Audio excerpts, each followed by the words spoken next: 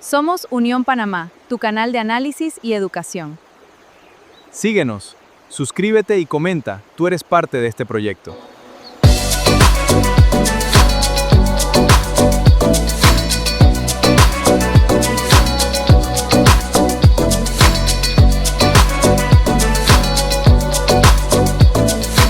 El eje, el istmo y el tablero global.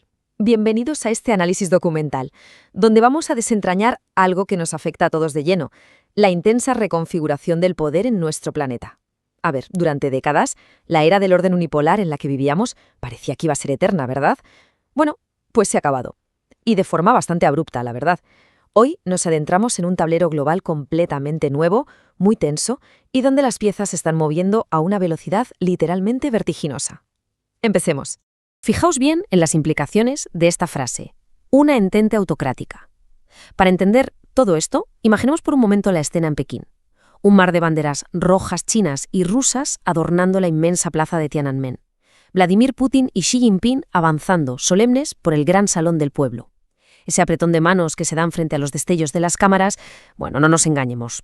Eso no es un simple intercambio de cortesías diplomáticas. ¿Qué va?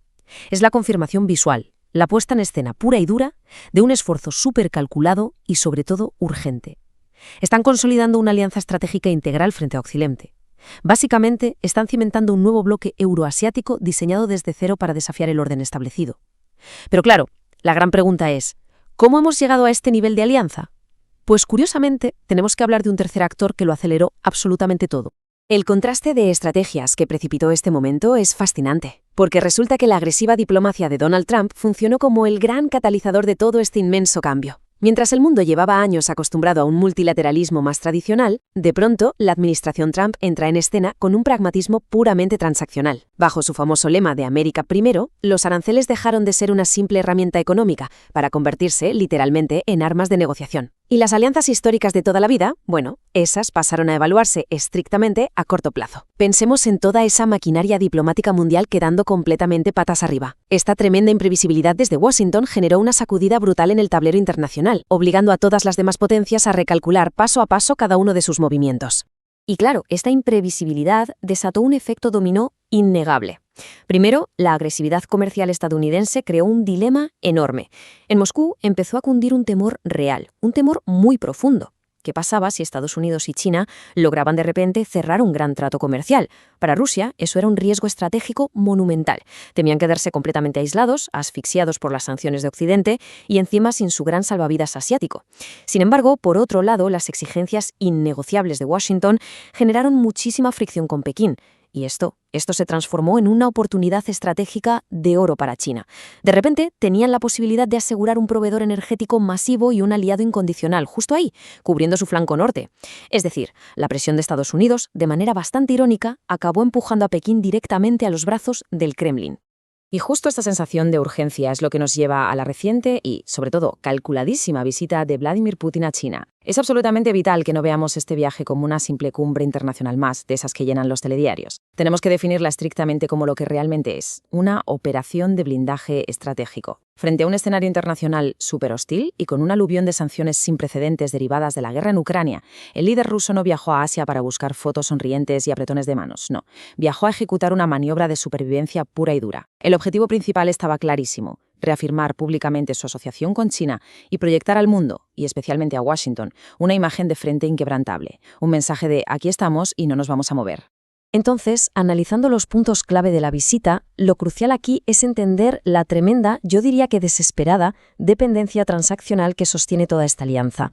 Por un lado, Rusia necesita supervivencia energética urgente. Con Europa cerrándole las puertas, acelerar megaproyectos como el gasoducto Fuerza de Siberia 2 hacia China no es ningún capricho, es literalmente una cuestión de vida o muerte para su economía. Además, Pekín se ha convertido no solo en su gran mercado sustituto de hidrocarburos, sino, y esto es importantísimo, en su única vía de acceso a tecnología de doble uso. Estamos hablando de componentes avanzados, microchips, semiconductores, todo eso que ya no pueden adquirir en Occidente. Y a cambio de todo esto, ¿qué presenciamos? Pues una profundización casi escalofriante de la cooperación militar y de inteligencia entre ambos. En resumen, es un pacto clarísimo. Los inmensos recursos naturales rusos financian el acceso a la tecnología china que mantiene operativa y engrasada toda la maquinaria estatal y militar de Moscú, Pero ojo, porque juntos están preparando su mayor golpe estratégico, y este concepto lo ilustra de manera brillante: la desdolarización. Ambos líderes son plenamente conscientes de que el dólar estadounidense, junto con el control de los sistemas de pagos internacionales como el famoso SWIFT, son en realidad armas letales en manos de Washington. Así que, ¿qué hacen? Pues forjar activamente un mundo financiero totalmente paralelo. La meta no podría ser más clara: aumentar de forma drástica el uso de sus propias monedas nacionales, como el rublo y el yuan, y desarrollar tecnologías alternativas donde el castigo económico de Occidente pierda por completo su efecto. Básicamente están construyendo unos cimientos lo suficientemente sólidos para que las sanciones dejen de una vez por todas de ser una amenaza existencial para sus regímenes. Y claro, la consolidación de estos dos frentes viene a confirmar algo enorme: el entierro definitivo del mundo post-Guerra Fría. Ahora damos paso a esta nueva estructura global, a la que llamamos bipolaridad asimétrica. Fijaos en las diferencias. Por un lado tenemos un bloque occidental, capitaneado por Estados Unidos, que a pesar de todas sus tensiones y debates internos, sigue manteniendo una maquinaria militar y financiera absolutamente formidable, pero por el otro lado se alza imponente este eje sino-ruso. Y cuidado, que no es una alianza basada en valores compartidos o democráticos, es un pacto pragmático de pura y dura conveniencia. Y decimos que es asimétrico porque, seamos realistas, China es indudablemente el hermano mayor de esta relación. Tiene un peso económico que aplasta. Mientras tanto, Rusia aporta unos recursos naturales casi inagotables y, por supuesto, su fuerza bruta y su tremenda capacidad de disrupción militar. Dos gigantes con un único objetivo en común: reformular de arriba abajo las reglas del juego mundial. Ahora bien, con esta bipolaridad ya instalada en las altas esferas, tenemos que bajar la mirada hacia el inmenso resto del planeta, eso que a menudo llamamos el sur global. Naciones de África, de Asia y muy especialmente de América Latina, que se han convertido en el nuevo tablero de ajedrez donde se juega esta partida. Pero prestemos mucha atención a esto, porque es la clave de todo. En esta nueva Guerra Fría, la hegemonía ya no se disputa principalmente a cañonazos o moviendo portaaviones frente a las costas. La batalla avanza de forma súper silenciosa. Se libra construyendo redes de trenes de alta velocidad, levantando represas, expandiendo agresivamente las redes de telecomunicaciones 5G y, sobre todo, en una carrera absolutamente frenética por asegurar los recursos del futuro, como el litio, el cobre o las famosas tierras raras. Y toda esta expansión geopolítica nos lleva de cabeza a la pregunta quizá más tensa de todo nuestro análisis: ¿cómo sobrevive un país pequeño en un mundo de gigantes? Pensemos por un momento en América Latina. Toda la región se enfrenta hoy al peligroso riesgo de sufrir una polarización forzada. Y si hacemos zoom en el mapa, si miramos muy de cerca, vamos a encontrar un punto geográfico concreto, de una sensibilidad estratégica extrema, que cristaliza a la perfección toda esta lucha de poderes que estamos comentando. Hablamos de Panamá. ¿Cómo consigue navegar un país de dimensiones tan reducidas por estas aguas tan increíblemente turbulentas, justo cuando dos colosos globales le están exigiendo lealtad absoluta y control sobre sus rutas? Es que el Canal de Panamá coloca a este país bajo unas presiones cruzadas que son verdaderamente brutales. Fijaos en las fuerzas que chocan aquí. Por un lado, tenemos a Washington, operando bajo lo que podríamos denominar una especie de doctrina Monroe del siglo XXI. Para ellos, ver crecer la infraestructura de Pekín en el Istmo es una amenaza roja intermitente, un riesgo de primerísimo orden para su propia seguridad nacional. Pero es que, por el otro lado, chocamos frontalmente con los intereses vitales de China. Pekín es un usuario inmenso, gigantesco, del canal. Que el flujo marítimo no se interrumpa a través de este paso no es un tema de negocios más, es un asunto de seguridad económica de primer nivel para sus exportaciones globales y un pilar absolutamente intocable de su iniciativa de la Franja y la Ruta. En resumen, el país centroamericano se encuentra literalmente atrapado justo en medio de estas dos fuerzas titánicas. Ante semejante asedio diplomático, el análisis geopolítico nos marca un manual de supervivencia muy estricto para navegar la situación. El primer escudo, el pilar fundamental, tiene que ser mantener una neutralidad estratégica inquebrantable. Esto significa anclarse de forma muy firme en los tratados históricos del canal y evitar a toda costa alinearse de manera exclusiva con ningún bloque.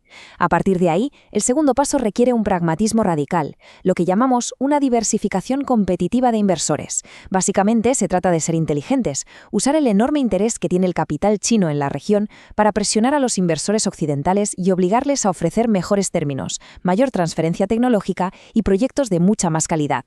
Es decir, se trata de convertir esa posición de tanta vulnerabilidad en una ventaja económica real y no en un campo de batalla. Y por último llegamos a la fase de negociación dura. Y es que, en el escenario más tenso de todos, se necesita entrar en una negociación transaccional absolutamente firme. Me explico. Si bajo una presión que resulte ya inevitable, Estados Unidos le exige a Panamá que excluya a empresas chinas de licitaciones críticas, por ejemplo en la construcción de puertos o en redes 5G, alegando motivos de seguridad nacional, bueno, pues Panamá no puede simplemente ceder gratis. No, las fuentes indican que el país tiene que exigir con muchísima firmeza concesiones concretas e inmediatas por parte de Washington a cambio. Hablamos de pedir financiación directa, garantías de inversión robustas o un acceso preferencial a mercados que compense de verdad esa pérdida económica. En este nuevo tablero global del que hablamos hoy, la seguridad no se concede como un favor. La seguridad se negocia y se negocia al más alto nivel. Y así es como llegamos al corazón de todo este enorme problema, perfectamente reflejado en esta inquietante pregunta final. ¿En esta nueva Guerra Fría es posible la verdadera neutralidad o seremos todos peones sacrificables en este inmenso tablero global? Porque, como hemos ido viendo, el viaje de Vladimir Putin a China tras esos auténticos sismos diplomáticos provocados por Donald Trump no fue ni mucho menos un evento aislado en el tiempo. Toda esta cadena de decisiones nos ha arrojado de lleno a una fase de la historia muchísimo más dura y polarizada. Para esos nodos estratégicos críticos, y en realidad para cualquier nación que se encuentre atrapada en el fuego cruzado, el verdadero desafío hoy no es intentar adivinar quién va a ganar. El desafío real es evitar convertirse en un mero daño colateral. La prosperidad futura va a depender, casi en exclusiva, de tener la destreza diplomática necesaria para equilibrar unas fuerzas que son verdaderamente monumentales. Dejamos esta gran pregunta flotando en el aire para nuestra reflexión personal. Muchísimas gracias por acompañarnos en este profundo recorrido documental y analítico. Nos vemos en la próxima inmersión en la realidad de nuestro mundo. Hola, soy Clarice, tu presentadora de Unión Panamá. Sígueme y comparte.